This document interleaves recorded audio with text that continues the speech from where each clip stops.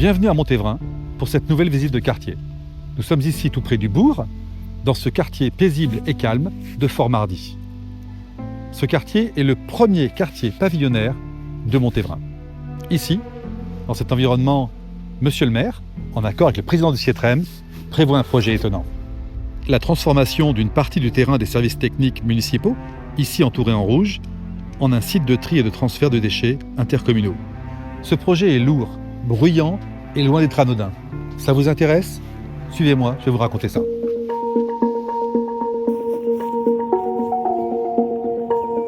Monsieur le maire affirme que ce n'est pas une déchetterie, mais un quai de transfert modernisé pour traiter et trier les déchets des 31 communes de Sietrem.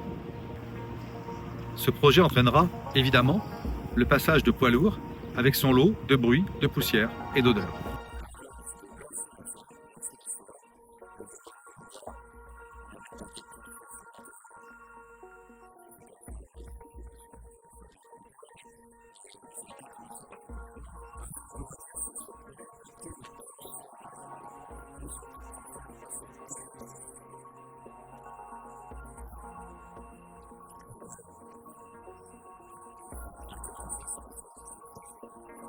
Comme vous venez de le voir, et ce que le maire ne vous dit pas, c'est qu'il est également président du Sietrem, le syndicat qui porte ce projet.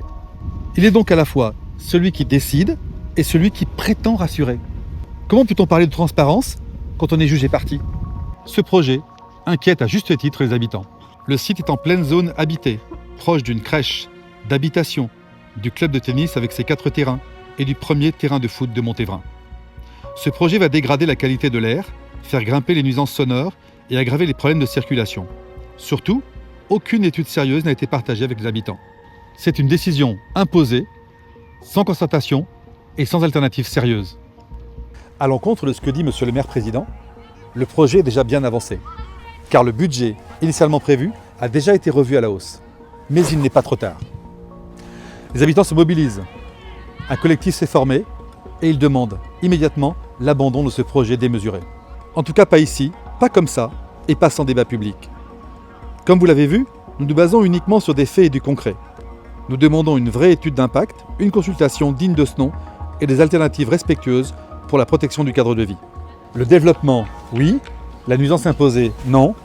Ensemble, faisons entendre notre voix pour protéger ce quartier.